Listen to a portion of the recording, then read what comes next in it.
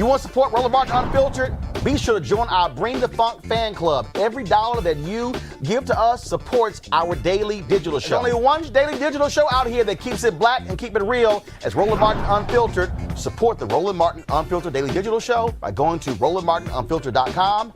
You can make this possible. In Atlanta over the weekend, a local armed black militia made headlines on the 4th of July by challenging the KKK during a march from the city of Stone Mountain to Stone Mountain Park.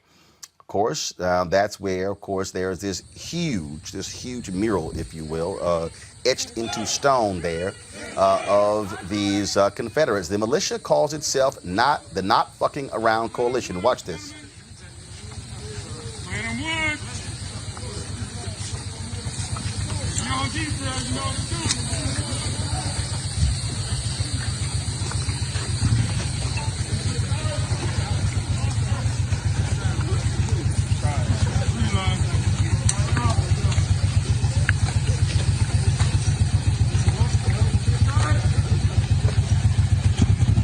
Now, the leader said the march was the result of threats made against blacks by members of the KKK and other white supremacy groups. Grandmaster Jay, founder of the group, joins me now on Roland Martin Unfiltered. Grandmaster Jay, how you doing? Roland, good to be here. How are you? Doing great. First and foremost, how many folks did you have out there? We had a total of 1,500 that were in the formation, and then we had a lot of folks that were unable to carry weapons but still were in uniform that numbered about another 150. And then, of course, you had a volume of spectators that wanted to trail along to see what was going to happen. They numbered at about another 150. So you, how long did it take for you to coordinate this? And was it also meant to let folks know, not just in Atlanta, but around the country, that there are African Americans today, in many ways, who were like the deacons of the defense in the 1960s, who protected black communities from the KKK? I would answer that in a twofold answer. First, it had a twofold purpose. If you remember, with the murder of Ahmaud Arbery in Brunswick, Georgia, those were our members that showed up. Armed, the armed citizens you heard about. That was our first foray into this matter that has gotten completely out of control, with violence happening at the hands of, I hate to say it, white Americans against what appears to be predominantly black Americans. Not saying other people don't get shot, but for the racial piece to be added in there on top of everything else that we've been going through with the quarantine, the pandemic, and so forth, loss of jobs, and of course the tension being risen in the country, that we had reached a point that even though we had gone through all of that, there was a remnant of us that's been in place for quite some time. We're the older guys. We're the mature guys. We're your vets. We're your folks who are responsible gun owners. We're the individuals that, we remember the 60s, the 70s, the 80s, the 90s, and now here in the 20s, we're trying to figure out what the hell's going on. We know the law. We're law-abiding gun owners, so we understand the Constitution. And, of course, we all believe in the Second Amendment of the Constitution and the First Amendment. So the first show of force was pretty much just to let folks know that this is not the way that we want to see things progress. But if they do, we're going to have to take Malcolm X's words and defend ourselves against these continued attacks. So we decided to do two things. The first thing was to exercise our constitutional right to bear arms in accordance with the law, and of course to peacefully assemble. And then at the same time, send what we felt was a message to the heart of what we feel is probably the driving engine behind a lot of what is now coming to light. The FBI report that said that there would be an insurgence of white supremacists and those folks into law enforcement, into the military, has begun to bear fruit. We're seeing that in the increased numbers of police-involved shootings. We're also starting to see certain behaviors that are not so much related to police, but are related to the Jim Crow era and related to the era of lynching. A spate of lynchings across the country that no one seems to want to explain, like all of a sudden black men became experts on how to tie nooses and jumped off of trees all of a sudden, when the history that we have within our culture is that hanging is the last thing that a black man is going to think about doing, not taking anything away from suicide rates, which we studied. But in this particular instance, given the atmosphere that we were seeing, with the resurgence of what appears to be very evident white militia that the police are unwilling to even so much as detain as they do black folks, with the rise in the protests that happened after George Floyd, and then again the increased presence of what we could only deem as agitators, dressed like police but heavily armed, we thought it would be in our best interest to send a message to the heart of what we believe is the driving engine behind that, the KKK. the Ku Klux Klan. What we found out when we dealt with the McMichaels and Mr. Bryan down in Brunswick is that they were all members of the same Klan lodge, which spoke volumes. And when we found out that the most of the folks in the town were okay with that, we know about the Deep South. Well, in this particular instance, Stone Mountain represents the birthplace or the rebirth place of the Ku Klux Klan. So we decided to do something that had never been done before, and that was to peacefully assemble a formation, not a mob, not a bunch of protesters, not a demonstration, but to call a formation of our black militia, which is what we are, and to actually go up to the mountain and make a statement that we wanted to make under the First Amendment to the Constitution, and then leave. That was the intention. In the process of us planning this, here comes the threat. And this threat was communicated by major media, communicated by the White House, Department of Justice. So we took it at face value. Even though we hadn't seen anything of some of these other threats, you were not going to continue to threaten the black race. It was not going to happen. And it was time for us to show folks that we can defend ourselves. There's been a lot of misinformation out there where folks are trying to paint us as a terrorist group, or that we're out to attack folks. And, no, that's not the purpose. The purpose was to send the message. The message was sent very well. And we also demonstrated that we could organize ourselves in such a fashion that no one got hurt. There were no incidences of anyone accidentally killing themselves. There was no property damage. There were some exchanges of words between some of the folks who were made to leave the park.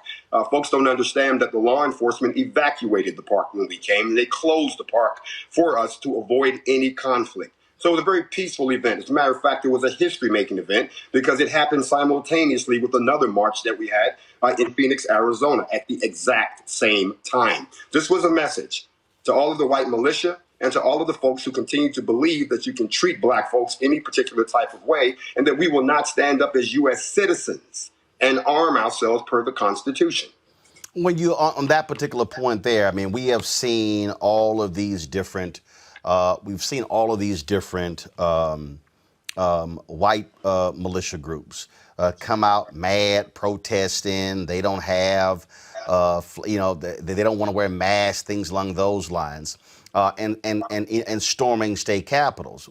What I've said to people that when I see this video, the actions of these black folks totally different than what I've seen for some of these white protesters in Michigan and Wisconsin. I mean, absolutely. But people all say, "Oh my God." Because again, we know how America is. We always say it. America freaks the hell out when black folks with guns show up in public. Well, you have to understand something, Roland. If you've read the book Brainwashed by Tom Burrell, it talks a lot about... Oh, yeah. I actually interviewed Tom Burrell, so know him well. Great book. He actually talks about a lot of the behaviors that have been ingrained into certain cultures so that automatically, by default, we automatically assume something to be wrong, even if it's not against the law. And one of the things that he talks about in that book is the fact that African Americans have been socialized to believe that the presence of guns is an evil thing. And that's why the image of the black man being the evil crime marauding across the, rape, robbing, and pillaging as if this is a birth of a new nation has been ingrained on both sides of the fence. However, when white folks decide they want to pick up guns and run up on state houses and threaten the police and nothing happens, black folks see that and go, well, what's good for the goose is good for the gander. And as you all know, it's no fun when the rabbit has the gun. So to be honest with you, we, again, are not a mob. And we're not talking about something that we feel about. We're looking at a situation that is deteriorating, and we feel we have to defend ourselves. Our policing models are broken. Remote policing does not work. We feel there's a need for us to get back to community policing. We feel there's a need for us to start protecting our own communities again under the laws that are established in the land, and also the educating of our own people. Not just gun clubs, but the actual ability that a gun is necessary for you to have on your person legally in this apartheid-like environment that we live in the United States. Well, and the reality is, which I've said to people, that if you choose not to, you don't have to. Look, I fired a gun one time at the FBI Academy. It was a submachine gun. I was a grossly overrated experience. So I was like, yo, I'll go back to playing golf. But if somebody, I mean, that's just me. And so my family has never had one in our household. That's just me. I don't need to have one. My brother, he's gone out hunting with his son and his daughter. Great. And again, but the thing though is we also understand the history. When those Black Panthers rolled up in the state capitol in Sacramento, them white legislators freaked the hell out and immediately moved against that. And in fact, if you also take it even further, to even go back, the creation of the NRA and creation. I mean, bottom line is, white folks in this country have always had a response to black resistance by grabbing guns. And well, let me throw something in there, Roland. Here's the deal. There's two things that we have to address before we can go any further. The first thing is that the double standard. The hypocrisy of it all. White militia marches, nobody says anything. A couple of guys get locked up in Virginia for impersonating police officers with twisty ties to throw somebody in a truck and go lynch them. Nobody says anything. Black folks assemble to peacefully march to a notoriously controversial landmark, may say a few words under the First Amendment rights, and all of a sudden, I mean, I've seen the headlines around the world, everything from anti-Semitic, which we're not, to we're out to attack white folks, to we're trying to take Texas. Texas is already gearing up for an invasion. We heard they're getting ready. People are telling us to come on down, let's duke it out. And we're like, that's not what we said. Well, but here's the deal, though. For the folks who don't understand, in Texas, the new Black Panther Party, look, I covered those guys in Dallas. And I remember being there. People like, oh, my God, these black people with guns. We're not taking Texas. No. Follow me here. What I'm saying is, I'm born and raised there. I was covering those guys in Dallas. People were freaking out, and I'm sitting there going, wait a minute. Black folks walking around with weapons, because I was there when Khalid Muhammad was with them. They went to the James Byrd when they went there and they had their guns and people were freaking out. And I was like, yo, the white folks over there got their guns. Open carry state. It doesn't say open carry for white people. It says open carry. Open carry, exactly. Now, here's the second part, and this is the part where I've been waiting to say this to you. I want to thank you, because you are the first person in black news media who saw fit to have a conversation with us about a historic event that has happened, that has been ignored by mainstream media. It has been ignored especially by black media. And believe it or not, most folks are hearing one twisted version or another. So folks were wondering, when were you guys going to show up? And I wanted to thank you, Roland, because someone said, Roland wants to have you come on. And I'm like, what, you mean Roland Martin? Someone finally spoke up. Roland, I have to tell you that I have newfound respect for you. After the comedy show you put on Monique Presley's page, I thought that was hilarious. I didn't know you could be so funny. But now you have my newfound respect in journalism again, and I want to thank you for being the first black news media outlet of major proportions to actually have the NFAC come on, discuss what we were doing, why we were doing it, and to speak from the perspective of the black citizen. There are people who are commenting on Periscope. I see them on Facebook and YouTube as well. And so one of the things that I saw, one particular comment the folks wanted to get from you, is that we've seen the shootings that have taken place in Atlanta, the 8-year-old girl being killed as well. And one of the folks have said, should there also be this presence in protecting African Americans in cases like that? What is your comment to that? It's kind of ironic that they asked that question, because once we completed the march on Stone Mountain and we were done and we had been escorted out of the park, we actually went down to the Wendy's where Rayshard Brooks was killed. And we met with the young men that were out there guarding the place, and they asked us for pointers. And one of the guys even said when we got there, what took you guys so long to get here? And we walked around and they showed us the place. They showed us the stores. And we told them, you guys want to get some training. You guys want to, if you want to do this, you got to do it right. And everything was great. And then we left to escort Rayshard Brooks' sister down to Centennial Park to a reparations rally. She asked us to be her security. And while we were down there, again, it was a great time. And then we left. We're smart enough not to hang around any town after sunset. We're not that stupid. So we were long gone. We're not from Georgia. Some of us were, but we all didn't know that we should disappear. And then to hear what happened later, the shooting and so forth, was distressing us, because it was right where we was. And we kind of felt like, at first we thought it was, someone was trying to be retaliatory because we were there. Because the young men did tell us that the Ku Klux Klan had come by and shot up the place a couple of nights before. But then again, I can tell you now that the state of things in Atlanta at that time, there was lawlessness not just in that area, it was throughout the city. We saw a decreased police presence, and we saw a lot of folks who were taking advantage of that. So the hearing of that shooting distressed us. But what probably incensed me even more was the fact that there was not a structure like us in place that was already doing community policing. Because now that we've got a photograph and a videotape of the young man that's obviously not even qualified to be in the NFAC, we are an old folks organization. There are no young kids per se in our organization. Now that we've got a video of what this young man looks like, and we know there are 3 or 4 other suspects involved, we too have gone public to demand that that individual be turned over by the community so that they can be dealt with, because that is inexcusable. And yes, we do believe that is another justification for us to have our own community policing as opposed to remote policing, because those folks know who's in their neighborhood. So I do support that, and that is one of the tenets of the NFAC. And you're speaking about the shooting death of Sequoia Turner. Folks, go to my iPad. This is the photo that authorities released.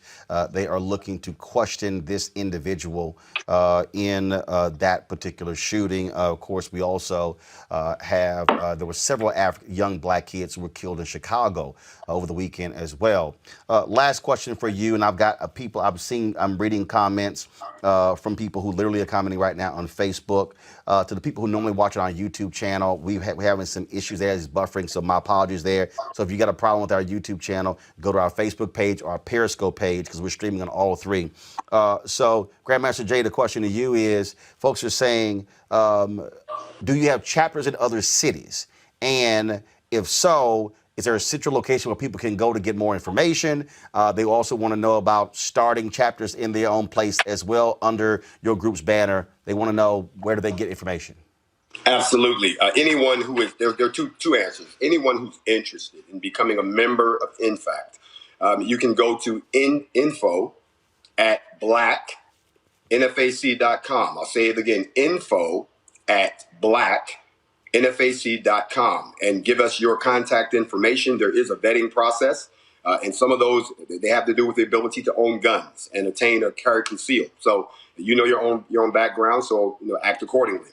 The other, if you want information on the group itself, you can either come directly to me, myself, and through our portal on Instagram. That's my official Instagram account. That's the official Grandmaster J on Instagram for the time being. Instagram is censoring us very heavily these days, as is Facebook, so we're looking at moving to other platforms. I am here on YouTube, but my YouTube may become the new place, but for right now, we are controlling the flow of information, Roland.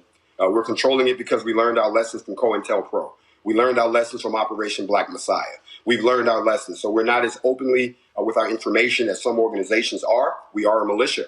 So we have to protect that information, so we control the input of whatever that comes in. Additionally, anyone who's curious about chapters, there are chapters around the country. We're still birthing chapters. As a matter of fact, the young man in Louisiana that they had the run-in last week, him and I have talked several times about them becoming the Louisiana arm of the NFAC. If you already have a militia-type organization in your city, feel free to reach out to us, and then we can have a conversation. And then we can talk about whether or not we append that, because we are a coalition, which means that we work along with different elements. However, our core group itself is pretty large. So if you want to join the NFAC directly, that's what you saw in Stone Mountain. Those were all NFAC. Then you please feel free to get in touch with us. There is going to be, and I'll end with this, Roland, we're going to do a recruiting tour where I am going to come to certain cities. And if you already have your chapter ready to go, I'll have my team with me. We'll inspect your folks. We'll make sure everybody's up to snuff. We'll check documentation, and then we'll swear you in. And you are then officially a member of our particular organization. What happened in Stone Mountain also is we swore in all of those people. They had come from many different places. This was their final step. The 2.5-mile road march up and down hills in the hot sun with all the quarantine food you ate was your final test to see if you could make it into the NFAC. But that is that's all I have, and I thank you for having me. And I would hope that everyone realizes that we're setting an example of how you should respond in the ongoing face of aggression against the black community. Thank you again, Roland. I appreciate it. And again, for the folks who are out there, I unfortunately, I do not have it with me, but it is on my bookshelf at home. I'm trying to actually pull it up right now. Just give me a second. I want to. So for the folks who, again, who don't understand history, this actually, Lance Hill is the author of a book. Go ahead and show this. The Deacons for Defense, Armed Resistance, and the Civil Rights Movement. And so you need to understand that particular book. And I'm going to pull up another book. Just give me a second. For folks who don't know, I actually interviewed him. He was one of the leaders of the Student Nonviolent Coordinating Committee, Charles Cobb. And Charles Cobb also wrote a book Give me 1 second. And again, remember last week we were discussing this. Dr. Greg Carr showed you a particular book as well that dealt with the issue of the history of African Americans and gun rights.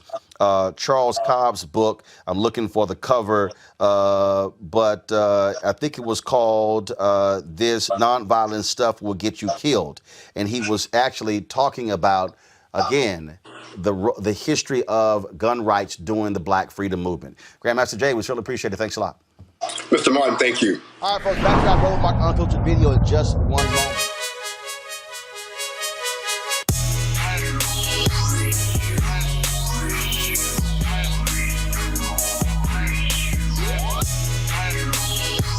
All right, folks. The folks at Seek.com, they have, of course, their virtual reality headset, which you can see right here, which allows for you to actually place your phone inside of this particular headset, look at 360-degree video, look at virtual reality video right there on your phone as well. And so you can go to Seek.com and watch their content, subscribe to their content. You can also, of course, check out other videos. There's a YouTube channel that has 360-degree video. Then, of course, they have their 360-degree 4D headphone. You see them right here. Gamers also use these. This also, of course, has this microphone right here that attaches to the headset, which allows for you to talk while you are playing video games. You'll see right here, the microphone right here. Then, of course, you can also, it's Bluetooth, and you can also plug in, listen to music. If you want a discount code to get these headsets, this VR headset or the headphones, go to Seek.com, Seek.com, Seek.com, Seek.com, and use the promo code RMVIP2020, RMVIP2020. A black woman, Mary Spio, is actually the inventor of these headphones. She owns the company as well, and so not only are you supporting, of course, a great product, but also supporting a black-owned business. And so we certainly appreciate that. So don't forget, the promo code is RMVIP2020.